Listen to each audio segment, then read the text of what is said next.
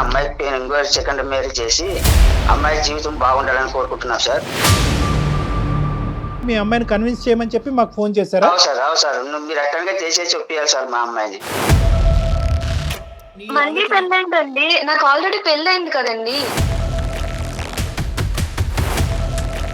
నీకేంటంటే నీ భర్త యొక్క మనసు కనిపిస్తుంది, ప్రపంచానికి మీ తల్లిదండ్రులకి ఏంటంటే అక్కడ ఉండేటటువంటి ఫిజికల్ ప్రాబ్లం, నువ్వు పడేటటువంటి కష్టం కనిపిస్తుంది. ఆడది పెళ్లి చేసుకున్నది శారీరక సుఖం కోసమా?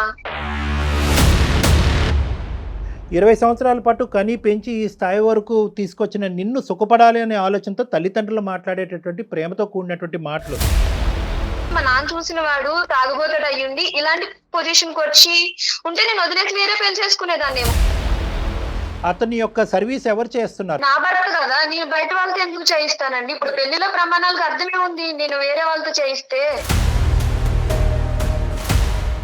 ఒకసారి కన్యాదానం చేసిన తర్వాత పూర్తి బాధ్యత భర్తది. ఆయన నాకు తండ్రి తల్లి అన్ని. నేను ఆయన వదిలైతే రాను, వేరే పెళ్లి చేసుకోను. కావాలంటే వీళ్ళ నన్ను వదిలేసుకుంటాను. కానీ మీరు ఇంకొకసారి ఇలా పెళ్లి గురించి మాట్లాడేలా అయితే కాల్ చేయొద్దు. నాకు మీతో అమ్మ నాన్న అనే సంబంధం కూడా పెంచుకుంటాను నేను. మాకు కూడా తల్లిదండ్రులకనే ఓ ప్రేమ అనేది ఉంటుంది కదా సార్. అమ్మాయిని కూడా మంచిగా చూసుకున్న వానికి ఒకటి మంచి వానికి ఇచ్చి మళ్ళా. మరి ఇప్పుడున్న మీ అల్లుడిని మంచివాడనే కదా? ఆయన సూసైడ్ కూడా చేసుకోవడానికి ట్రై చేశారు. ఆయనకంటే ముందు నేను చచ్చిపోతాను ఆయన లేకపోతే. సార్ పోయినంత కాలం సేవ్ చేసుకుంటా ఎన్నాళ్ళు ఉంటుంది సార్ ఆయనకి. నమస్తే డాక్టర్ గారు. కళ్యాణ్ గారు, శంకరయ్య అని మనకి ఒక పెద్ద ఆయన మెయిల్ చేశారండి. పిల్లకి పెళ్ళయింది కానీ మళ్ళీ పెళ్లి చేయాలని ఆయన కోరుకుంటున్నాడు. ఒక అనుకోని సంఘటన వల్ల. అమ్మాయితో మీరు మాట్లాడండి, ఒప్పించండి, నేను ఎంత చెప్పినా వినట్లేదు అనేసి మనకి మెయిల్ చేశాడు. అతను పెళ్లి చేయాలనుకుంటున్నాడు కానీ అమ్మాయి అది నాకు ఆయన చెప్పిన దాన్ని బట్టి అట్లా అనిపించిందండి. దానికి కారణాలు ఏంటనేది నాకు క్లియర్గా తెలియలేదు. నాకు అసలు ఆయన బాధ విన్న తర్వాత ఇమీడియట్గా మీరు మాట్లాడాలి అనిపించింది. సో పలానా రోజు నేను కాల్ చేస్తానని చెప్పాను. శంకరయ్య గారు కూడా సరేనమ్మా అన్నారు. ఆయనకు ఒకసారి కాల్ చేస్తాను, పూర్తిగా మీరే మాట్లాడదురు కానీ. తండ్రి కూతురా మేడం? తండ్రి కూతురు. నమస్తే శంకరయ్య గారు, నేను జయానండి, అందమైన జీవితం ప్రోగ్రాం నుంచి కాల్ చేస్తున్నాను. మొన్న మీతో మాట్లాడాను కదా. అవును మేడం. బాగున్నారా? బాగున్నా మేడం. ఇదిగో డాక్టర్ గారితో మాట్లాడించమన్నారు కదా, ఒక్కసారి ఇదిగో డాక్టర్ గారితో మాట్లాడండి. శంకరయ్య గారు నమస్తే అండి. నమస్కారం సార్. మీకు కూడా నమస్కారం సార్. నమస్తే. చెప్పండి సార్, ఏంటి సమస్య ఏంటి? మా అమ్మాయిది, పెద్ద అమ్మాయిది 20 సంవత్సరాల్లో పెళ్లి చేశాను సార్. మీరేం చేస్తుంటారు? వ్యవసాయం చేస్తుంటా సార్. ఊర్లో కర్నూలులో వ్యవసాయం చేస్తుంటా సార్. సో ఇప్పుడు పెద్ద అమ్మాయి సమస్య గురించే చెప్తున్నారు మీరు? అవును సార్. యాక్సిడెంట్ లో నడుములు పోయాయి సార్ మా అల్లనికి. అల్లుడు గారికి యాక్సిడెంట్ లో నడుము విరిగిపోయింది. అవును సార్. అయ్యయ్యో, ఎంతకాలం అయింది అది జరిగి? ఇప్పుడు 3 సంవత్సరాలు అయింది సార్. ఆమె అల్లుడు లేవు లేడు. ఈమె చేయాలి సార్, లేపుకోవాలి, అన్నం పెట్టాలి, ఏదానికైనా అన్ని ఈమె చూసుకోవాలి సార్. అతను ఏం ఉద్యోగం చేసేవారండి? Software engineer sir. Software engineer. వీళ్ళిద్దరికి ఎంతమంది పిల్లలు? పిల్లలు లేదు సార్. ఇంకా పిల్లలు లేదు సార్. పిల్లలు లేరు. లేదు సార్. పిల్లలు అసలు లేదు సార్. ఓకే. ఇప్పుడున్న పరిస్థితి ఏంటి? ఇప్పుడు అమ్మాయి అతనికి సేవ చేసుకుంటూ ఉంది. అవును సార్. మరి ఇప్పుడు సమస్య ఏంటి? అమ్మాయికి ఇంకో సెకండ్ మ్యారేజ్ చేసి అమ్మాయి జీవితం బాగుండాలని కోరుకుంటున్నాం సార్. సెకండ్ మ్యారేజ్ చేయాలని మీరు అనుకుంటున్నారు, అమ్మాయి అనుకోవట్లే. అవును సార్. అమ్మాయి అనుకోవట్లే. మీ అల్లుడు గారు మీ అమ్మాయి యాక్సిడెంట్ అవ్వకముందు కానీ యాక్సిడెంట్ అయిన తర్వాత కానీ వాళ్ళిద్దరు అన్యోన్యంగానే ఉన్నారు. అవును సార్, బాగున్నారు సార్. వాళ్ళిద్దరి మధ్యన ఎటువంటి భేదాభిప్రాయాలు లేవు. లేవు సార్. ఈ ఐడియా మీకు ఎందుకు వచ్చింది ఇప్పుడు రెండో పెళ్లి చేయాలని, వాళ్ళిద్దరు సుఖంగా ఉన్నప్పుడు? సార్, తల్లిదండ్రులకి ఎవరికైనా ఆమె చేవి చేస్తుంటే చిన్న వయసులోనే కూర్చొని లేకుండా ఆయన లేకపోవడం. ఇంకేమైనా కార్యక్రమాలు జరగాలా ఇంట్లో? మీ అమ్మాయి పెళ్లి అవుతుంది. అమ్మాయి సార్, అమ్మాయి అబ్బాయి ఉంటారు కదా సార్, పెళ్లి అయ్యేవాళ్ళు. రేపు పొద్దున్న వాళ్ళ పెళ్లి అయిన తర్వాత ఈమెని ఎవరు చూసారని గ్యారంటీ ఏమి సార్? సో మీ ఉద్దేశం ఏంటంటే మీ అమ్మాయికి జీవితం ఇవ్వాలి అనేటటువంటిది ఒకటి, కొత్త జీవితం ఇవ్వాలి అనేది. కానీ వాళ్ళ వరకు మాత్రం బాగానే అడ్జస్ట్ అయిపోతున్నది. ఈ ప్రస్తావన మీ అమ్మాయి దగ్గర తీసుకెళ్ళినప్పుడల్లా మీ అమ్మాయి ఏమంటా ఉంటది? నాకు ఇష్టం లేదు, నాకు ఆయన బాగా చూసుకున్నాడు కదా, ఆయన కావాలి అని అంటారు సార్. ఇప్పుడు మేమేం చేయాలి? మీ అమ్మాయికి పెళ్లి చేయాలా? మా అమ్మాయికి మీరు ఒప్పియాలి సార్. ఎట్లా కానీ మీరు దయచేసి. ఉంటుందండి, వాళ్ళిద్దరూ ఒక అన్యోన్యంగా ఉంటున్నారు, హ్యాపీగా ఉంటున్నారు, వాళ్ళ భవిష్యత్తు గురించి వాళ్ళు ఆలోచించుకుంటున్నారు. వీళ్ళకి ఏమైనా కొద్దిగా ఆస్తిపాస్తులు అవి ఏమైనా ఉన్నాయా వెనక ముందు? ఉన్నాయి సార్, కొద్దిగా ఉన్నాయి. కానీ సార్ నేను ఏమంటానంటే మా తల్లిదండ్రులకు బాధ్యత ఉంటుంది సార్. మరి వాళ్ళు బాధపడుతుంటే చూడలేము కదా సార్. అది కరెక్టే కానీ బాధను భరించే వ్యక్తి ఎవరు? మీ అమ్మాయి కదా. ఆ అమ్మాయి ఎటువంటి మా తల్లిదండ్రులు కానీ వాళ్ళకి మాకు కూడా బాధలు ఉండవా సార్? తను ఇబ్బంది పడినా పర్వాలా, నా భర్తే ముఖ్యం అంటుంది కదండి. ఆమె చెప్తారు మేడం. ఏమనుకుంటున్నామంటే మేడం, మా అమ్మాయి కూడా ఒక దారిని చూపించాలనుకున్నాం మేడం. కరెక్టే, మీ తల్లిదండ్రులుగా మీ ఉద్దేశం కరెక్టే. కానీ నేను ఇంకొక మాట చెప్తాను. శంకరయ్య గారికి ఈ పరిస్థితి జరిగితే కనుక మీ భార్య గారు వెళ్ళి వేరే పెళ్లి చేసుకోవటం అనేటటువంటిది మీరు ఒప్పుకోగలరా? మీ భార్య ఒప్పుకుంటుందా? నేను ఈ ప్రస్తావన తీసుకొచ్చానని ఇంకో విధంగా అనుకోకండి.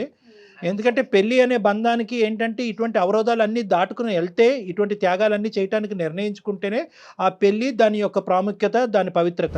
సో కాబట్టి అంటే ఇవన్నీ నేను తర్వాత మాట్లాడతానులేండి.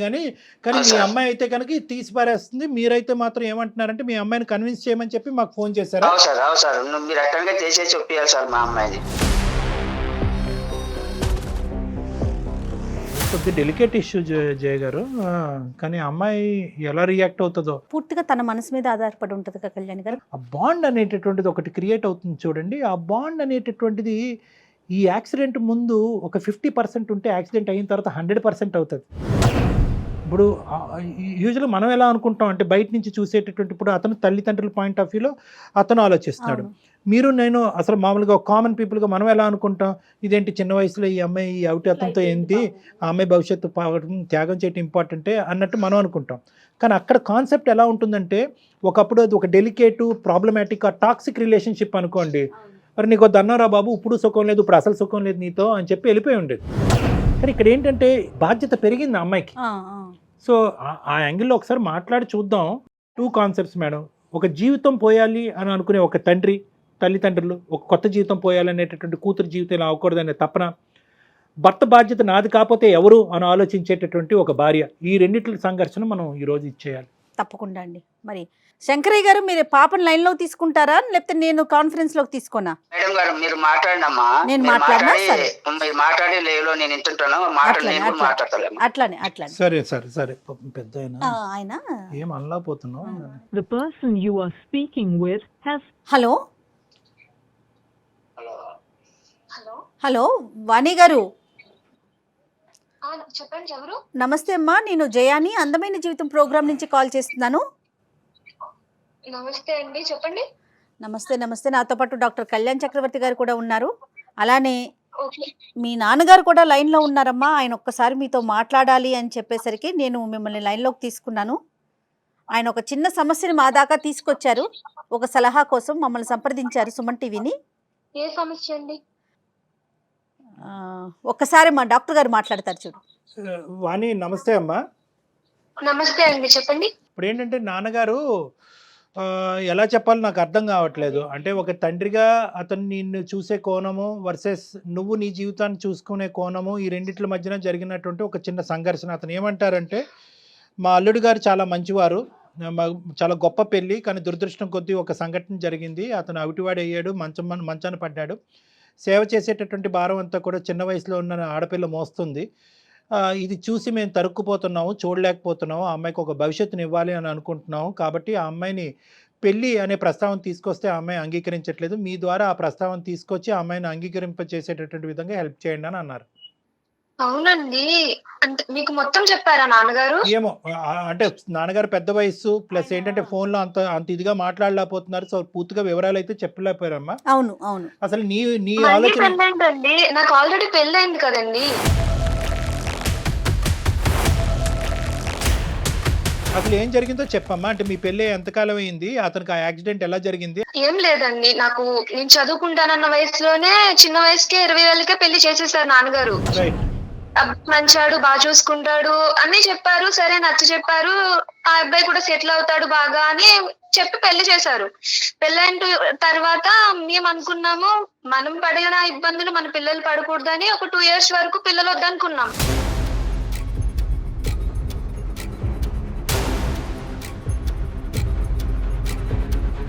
మేము మేమంటూ కొంచెం ఫినాన్షియల్ గా సెటిల్ అయిన తర్వాత పిల్లలకి అందాం ప్లాన్ చేసుకుందామని. తప్పలేదమ్మా. మేబీ ఇంకా త్వరగానే మేము సెటిల్ అయ్యాము. 2 years లో బాగా సంపాదించుకున్నాము, అంత వెల్ సెటిల్డ్ హోమ్ తీసుకున్నాము, కార్ తీసుకున్నాము, మనకు ఇప్పుడు పిల్లల్ని చూసుకునే పొజిషన్ వచ్చింది అని ప్లాన్ చేసుకుందామని హనీమూన్ ప్లాన్ చేసుకున్నాం. అన్ఎక్స్పెక్టెడ్లీ సో మేము వెళ్ళిన టైం బాగాలేదు, నా రాత బాగాలేదు, మొత్తానికి యాక్సిడెంట్ అయ్యింది.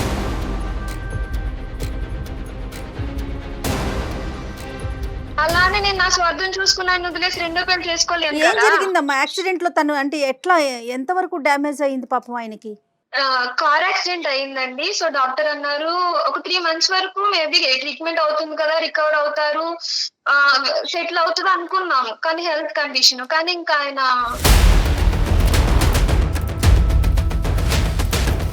అంటే ఇప్పుడు ప్రస్తుతం ఎలా ఉన్నారమ్మా? మంచం మీద ఉన్నారా? అతని పని అతను చేసుకుంటారా? యూరినరీ అండ్ మోషన్ రిఫ్లెక్సెస్ పని అతను చేసుకోవట్లేదండి. అతను పని అతను చేసుకోవట్లేదు. ఇంకా అతను పిల్లలు అనడానికి మీకు వీలు అవ్వదని చెప్పేశారు డాక్టర్స్. పిల్లలు కంటానికి ఓకే అమ్మా, పిల్లలు లేకపోవటం అనేది కావాలంటే మీ ఇద్దరు మనసులు పెద్దవైతే కనుక దత్తత అన్న చేసుకోవచ్చు పిల్లల్ని. అది కాదు ఇక్కడ. అతని యొక్క సర్వీస్ ఎవరు చేస్తున్నారు? అతనికి సంబంధించినటువంటి సేవలు ఎవరన్నా మనిషిని పెట్టుకున్నారా? మీరే చేయాలా? యూరిన్ కానీ మోషన్ కానీ బట్టలు స్నానం చేస్తానండి. నా భర్త కదా, నేను బయట వాళ్ళతో ఎందుకు చేయిస్తానండి? ఇప్పుడు పెళ్లిలో ప్రమాణాలకు అర్థమే ఉంది నేను వేరే వాళ్ళతో చేయిస్తే. Right as long as you are happy అమ్మ. నువ్వు హ్యాపీయే కదా. అంటే ఆ పనులు చేయటంలో ప్రస్తుతం అయితే కనుక నీ వయసు బట్టి అవనియండి, నీ ఓపిక బట్టి అవనియండి, మీరేం అలసిపోలేదు కదా. నేనైతే అసలు నాకు నిజం చెప్తున్నాను కదండి, ఆయన ఆ 2 years లో మేము హ్యాపీ సెటిల్ అవ్వాలనుకున్న 2 years లో నన్ను కాలు కింద పెట్టకుండా రాణిలో చూసుకున్నారు. మొత్తం స్ట్రగుల్స్ అన్ని ఆయనే ఫేస్ చేశారు. ఇంత ఇబ్బంది కూడా ఆయన నన్ను ఫేస్ చేయనివ్వలేదు అనమాట. నేను అయ్యో సెటిల్ కాలేను అని చేసుకున్నాను, ఇన్ని ఇబ్బందులు పడుతున్నాను, మేబీ మా నాన్న చూసిన వాడు తాగుబోతాడు అయ్యుండి ఇలాంటి పొజిషన్ కి వచ్చి ఉంటే నేను వదిలేసి వేరే పెళ్లి చేసుకునేదాన్నేమో. కానీ ఆయన నన్ను రాణిలా చూసుకున్నారు. నా స్వార్థం నేను చూసుకున్నప్పుడు వచ్చాను ఆయనకి కష్టం వచ్చిందని. ఆడది పెళ్లి చేసుకున్నది శారీరక సుఖం కోసమా? పిల్లల కోసమా? పిల్లలంటే వేరే పెంచుకోవచ్చు, బోల్డని పద్ధతులు ఉన్నాయి. ఆయన తోడు కోసం పెళ్లినాటి ప్రమాణాల్లో ఇంక మర్చిపోవాలి నేను.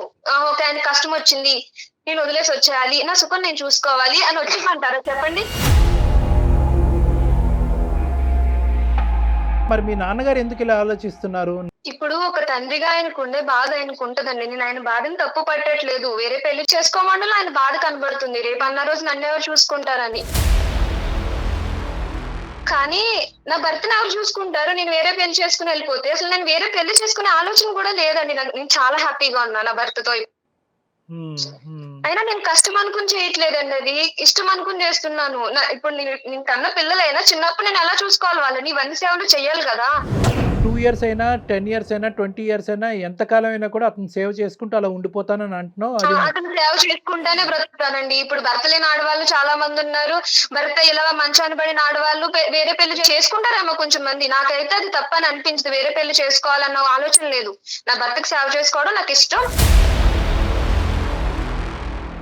నీతో మాట్లాడుతుంటే అసలు ఎటువంటి స్వార్థం లేకుండా మాట్లాడినటువంటి ఒక గొప్ప స్త్రీని కనిపిస్తున్నావు, వినిపిస్తుంది. నెంబర్ 1. నెంబర్ 2 ఏంటంటే కనుక అసలు ఎక్కడ కూడా నీ గురించి నువ్వు ఆలోచించవు. నీ వయసు చిన్నది. అసలు 10-15 years పాటు ప్రయాణం చేసిన ఒక భర్త గురించి మాట్లాడినటువంటి గొప్పగా మాట్లాడుతున్నావు అంటే కనుక అతను నిన్ను ఎంత గొప్పగా చూసుకున్నాడు ఆ 2 yearsలో. ఎందుకంటే చదువుకోవాల్సినటువంటి దాన్ని చిన్న వయసులోనే నన్ను పెళ్లి చేశారు అంటే కనుక ఎంత కాదనుకున్నా పెళ్లిలోకి డిసప్పాయింట్మెంట్తోనే ఎంటర్ అయ్యావు. కానీ ఆ డిసప్పాయింట్మెంట్ తీసేసి నీకు ఒక కొత్త జీవితాన్ని ఇచ్చి ఈరోజు అతని జీవితాంతం అలా మంచం పడి ఉన్నా కూడా I'm ready to take the burden అని నువ్వు అని అంటున్నావు అంటే కనుక చాలా గ్రేట్ అమ్మా. చాలా గొప్పగా అనిపిస్తుంది, గర్వంగా కూడా అనిపిస్తుంది. నువ్వు వేరే పెళ్లి చేసుకొని అంటారు ఆయన. నేను ఆయన ఉండి చేసుకోనేమో అని ఆయన సూసైడ్ కూడా చేసుకోవడానికి ట్రై చేశారు. కాపాడుకున్నాను కాబట్టి సరిపోయింది. నాకు ఆయన లేకపోతే నేను చచ్చిపోతాను. ఆయన కంటే ముందు నేను చచ్చిపోతాను ఆయన లేకపోతే. శంకరయ్య గారు, మరి ఇప్పుడు పరిస్థితి ఎలా ఉంది? ఇక్కడ మేము మాట్లాడేది ఏంటో నాకు అర్థం కావట్లేదు శంకరయ్య గారు. ఇప్పుడు ఆ అమ్మాయి చాలా స్ట్రాంగ్ గా ఉంది, చాలా గంటపదం మాట్లాడుతుంది ఆ అమ్మాయి. ఏంటంటే వాళ్ళిద్దరి మధ్యన బాండింగ్ బ్రహ్మదేవుడు దిగి వచ్చిన విడదీయలేడు అనే విధంగా మాట్లాడుతుంది. మీరు నేను ఏమాత్రం అవును సార్, మాకు కూడా తల్లిదండ్రులకనే ఒక ప్రేమ అనేది ఉంటది కదా సార్. అమ్మాయిని కూడా మంచిగా చూసుకున్న వానికి ఒకటి మంచి వానికి ఇచ్చి మళ్ళా బాగా జీవితం బాగుండాలని కోరుకుంటాం సార్. మేము కూడా అంటే ఇప్పుడు ఇతను చెడ్డవాడయ్యాడా యాక్సిడెంట్ అయిన తర్వాత? మీరు ఒక మంచివాడిని తీసుకొస్తానంటున్నారు, మరి ఇప్పుడున్న మీ అల్లుడిని మంచివాడనే కదా ఇంతకు ముందు పెళ్లి చేశారు, యాక్సిడెంట్ అయిన తర్వాత చెడ్డవాడయ్యాడా?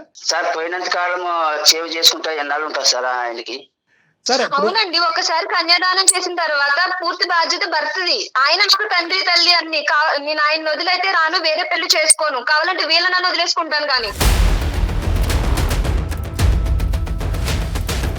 కాదమ్మా, నేను మీ మంచి కోరికే కదమ్మా చెప్పేది. నేను కూడా నా మంచి కోరిక ఏంటో నాన్నగారు, మొత్తం అన్ని ఆయన నాకు సెటిల్ చేసి పెట్టాడు. నేను బయటికి వెళ్ళి కష్టపడాల్సిన అవసరం లేదు. ఆయన జాబ్ చేస్తున్నారు ఇప్పుడు. ఆయన పని చేయండి మాకు అంత అవసరం. నేను ఆయనకి సేవ చేసుకుంటాను, ఆయన నన్ను చూసుకుంటాడు. మాకు ఎలాంటి ప్రాబ్లం లేదు, మేము చాలా హ్యాపీగా ఉన్నాం ఇప్పుడైనా. అవునమ్మా, రేపు జరిగే పరిస్థితుల్లో ఏమైనా తారుమారు ఏదైనా పరిస్థితులు జరగడానికి జరిగాయి అప్పుడు ఎవరు చూసుకుంటారమ్మా? ఇప్పుడు మీ తమ్ముడు చూసుకుంటారా, మీ చెల్లెలు చూసుకుంటారా? రేపు జరగడానికి మేము లేకుండా అయిపోతాం అనుకో, అప్పుడు పరిస్థితులు ఎలా ఉంటాయమ్మా? అప్పుడు ఒకసారి ఆలోచన చేసుకోమ్మా నువ్వే. కాదమ్మా రోజులు ఎలా ఉన్నాయంటే పొద్దుట ఆఫీస్ కి వెళ్తే సాయంత్రానికి తిరిగి వస్తున్నామో లేదో కూడా తెలియట్లేదు నాన్నగారు. అలాంటిది రేపటి భవిష్యత్తు గురించి ఆలోచించి ప్రస్తుతం ఉన్న మా ఆయన నేనెందుకు వదిలేసి ఇంకొక పెళ్లి చేసుకోవాలి? ప్రతి ప్రశ్నకి సుఖంగా సంతోషంగా ఉన్నా. ప్రతి ప్రశ్నకి సమాధానం మీరు ఇంకొకసారి ఇలా పెళ్లి గురించి మాట్లాడేలా కాల్ చేయొద్దు. నాకు మీతో అమ్మ నాన్న అనే సంబంధం కూడా పెంచుకుంటాను నేను.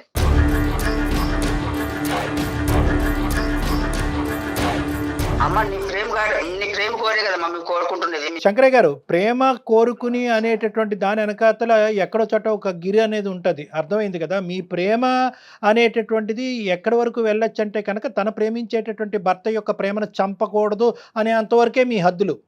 ఇప్పుడు ఏంటంటే, ఇప్పుడు నేను మిమ్మల్ని ఇంత ప్రేమిస్తున్నాను, నీ భవిష్యత్తు గురించి ఇంత కోరుకుంటున్నావు కాబట్టి నీ భర్త మీద ఎంత ప్రేమ ఉన్నా కూడా అవుటివాడు కాబట్టి వదిలేసి వచ్చేయమా అంటే కనుక అది మీది ప్రేమ కింద వర్తించదు.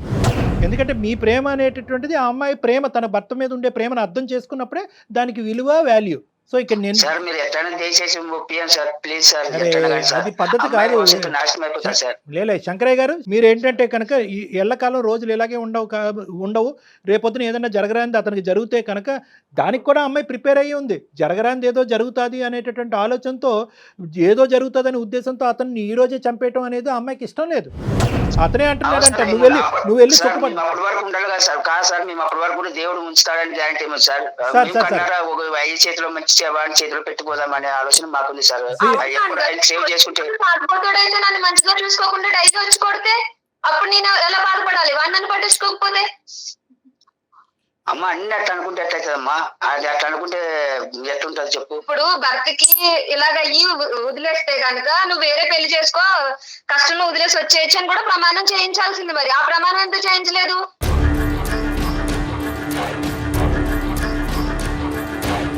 అమ్మా, ఇప్పుడు నువ్వు ఎంతైతే కనుక నీ 2 సంవత్సరాల పాటు ప్రయాణం చేసినటువంటి నీ భర్త గురించి అంత గొప్పగా మాట్లాడి, ఆ ప్రేమ గురించి అంత బలం గురించి అంత మాట్లాడుతున్నావు, 20 సంవత్సరాల పాటు కని పెంచి ఈ స్థాయి వరకు తీసుకొచ్చిన నిన్ను సుఖపడాలి అనే ఆలోచనతో తల్లిదండ్రులు మాట్లాడేటటువంటి ప్రేమతో కూడినటువంటి మాటలు, అభిప్రాయాలు వేరేనమ్మా, అభిప్రాయాలు వేరు.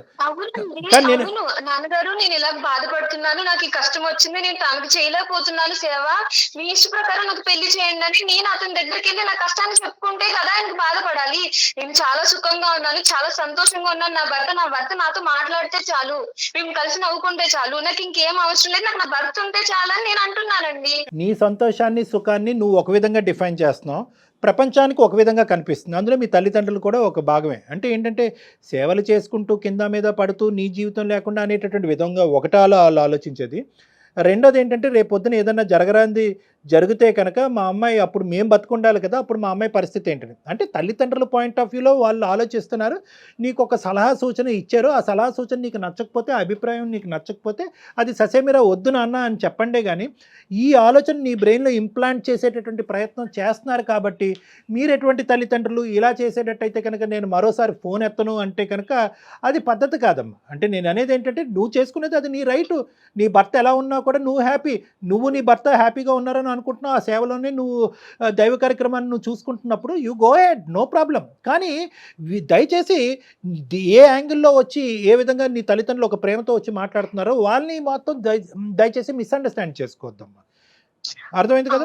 అవును సార్, అవును సార్. కానీ నేను ఎప్పుడు నా తల్లిదండ్రులని మిస్ అవుతున్నాను. పెళ్లి చేసుకుని వచ్చాను.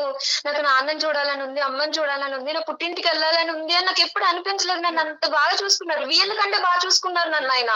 అదే నాకు అర్థమవుతుందమ్మా. ఎటొచ్చి ఏంటంటే ఇప్పుడు నీకేంటంటే నీ భర్త యొక్క మనసు కనిపిస్తుంది.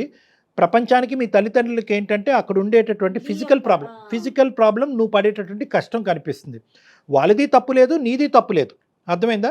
కానీ at the end of the day నువ్వు ఇంత బలంగా కోరుకుంటున్నావు కాబట్టి నా చావో రేవో నాకు అంతా ఇక్కడే నా భర్తతోనే అన్నీ, నేను ఏ కార్యక్రమం చేసినా కనుక అందులో కష్టాన్ని చూడట్లేదు, ప్రేమని సంతోషాన్ని చూస్తున్నాను నువ్వు అంటున్నావు కాబట్టి ప్రపంచం అంతా కూడా ఏకమై నీకు వ్యతిరేకంగా వచ్చినా కూడా నిన్నేమీ చేయలేదు, మార్చలేదమ్మా. శంకరయ్య గారికి ఒక్కసారి చెప్పండి కళ్యాణ్ గారు. శంకరయ్య గారు సార్ చెప్పండి సార్. దీన్ని ఇక్కడితో ఆపేద్దాం. ఎందుకంటే కనుక ఇప్పుడు ఆ అమ్మాయి అక్కడ భర్తను వదిలేయటం అనేటటువంటిది జరగనటువంటి పని. ఇంకో పెళ్లి జరగటం అనేది డబల్ ఇంపాసిబుల్. మీరు ఆ అమ్మాయి బాగు కోరుకోవటం అనేది ఆ అమ్మాయికి కూడా అది బాగు అని అనిపిస్తే కనుక మీరు బాగు కోరుకోవడం. ఆ అమ్మాయికి అది బాగు అనిపించట్లేదు, ఆ అమ్మాయికి అది నరకం అనిపిస్తుంది. మూడో అంశం చెప్తాను వినండి. ఆ అమ్మాయి మీ అల్లుడు గారిని వదిలేసి రావటం అనేది జరగదు. ఇంకో పెళ్ళి అంటారా, అది మీరు కల్లో కూడా ఊహించుకోవద్దు. మీరు ఇది రబ్బర్ బ్యాండ్ లాగా ఇలా సాగదీసుకుంటూ పోతే రబ్బర్ బ్యాండ్ కూడా తెగుతుంది, మీ ఇద్దరి మధ్యన బంధం తెగిపోయే అవకాశం ఉంది. ఆ అమ్మాయి అంది ఇంకో ప్రస్తావన, మళ్ళీ ఇంకోసారి ఈ ప్రస్తావన తీసుకొచ్చావంటే కనుక నీ ఫోనే ఎత్తను, నాకు అమ్మ నాన్న లేరు, నా భర్తే చాలు అనేటటువంటి పదాలు ఆ అమ్మాయి వాడుతుంది. అంటే దాన్ని బట్టి ఏంటంటే మీకు ఇచ్చేటటువంటి గౌరవం తగ్గించడం, మీ మీద ప్రేమ చంపించుకోవటం కాదు, కానీ ప్రేమ అనుకుంటూనే వచ్చి మీరు వాళ్ళ ప్రేమని ఇచ్చేస్తున్నారనేటటువంటి బాధతో ఎక్కడ ఆ అమ్మాయి బ్రెయిన్ వాష్ అయిపోయి రేపొద్దున ఆ భర్త దగ్గర నుంచి దూరం అయిపోద్ది అనే అభద్రతలో ఆ అమ్మాయి ఉంది. కాబట్టి ఈరోజు మీ పరిధిలో మీరు ఉండండి, నాకు నచ్చినటువంటి పని నా చేత బలవంతంగా చేయకండి అని చెప్పి 100 సార్లు ఆ అమ్మాయి చెప్తుంది. కాబట్టి ఈ ప్రస్తావన ఇక్కడితో వదిలేసేయండి. దయచేసి మీరు అర్థం చేసుకోండి. మీరు ఇది ఏంటంటే సరే సార్, మా అమ్మాయి మా అబ్బాయిని చిన్న అమ్మాయి అబ్బాయిని చూసుకొని ఉంటాంలే సార్. ఎట్లా ఏం చేస్తాం సార్, మళ్ళీ అమ్మాయి ఒప్పుకోకపోతే సార్. సరే సార్, అంతే ఎవరి ఇష్టం వాళ్ళది సార్. పిల్లలు కనగాలని కానీ వాళ్ళ భవిష్యత్తుని కానీ వాళ్ళ జాతకాలను కానీ మనం రాయలేం కదా. సో ఇక్కడ ఏంటంటే ఆ అమ్మాయి అది కోరుకుంటుంది, దాంట్లోనే ఆ సంతోషాన్ని చూసుకుంటుంది. So beat. ఇంకా మీ అమ్మాయి వచ్చి తలనెత్తి నోరు బాదుకుని నాన్న నా జీవితం ఇలా అయిపోయిందంటే కనుక అప్పుడు వేరే విషయం. ఇప్పుడు మీరు కీడించి మేలించాలన్నట్టుగా రేపొద్దున్న ఏదన్నా జరిగితే అంటున్నారు కదా, జరిగినప్పుడు చూద్దాం. ఇప్పుడు మనం ఎట్లా చెప్పగలుగుతాం? రేపు జరగబోయే సుఖం గురించి ఇప్పుడు ఉండేటటువంటి నరకాన్ని అనుభవిస్తారా వాళ్ళిద్దరు? కాదు కదండి. ఇప్పుడు నరకాన్ని అనుభవించమంటారా విడిపోయి? అది కరెక్ట్ కాదు. సో రేపు పొద్దున ఏదైనా సమస్య వస్తే కనుక అప్పుడు సంగతి అప్పుడు చూద్దాం. అర్థమైంది కదా? Okay sir. రైట్.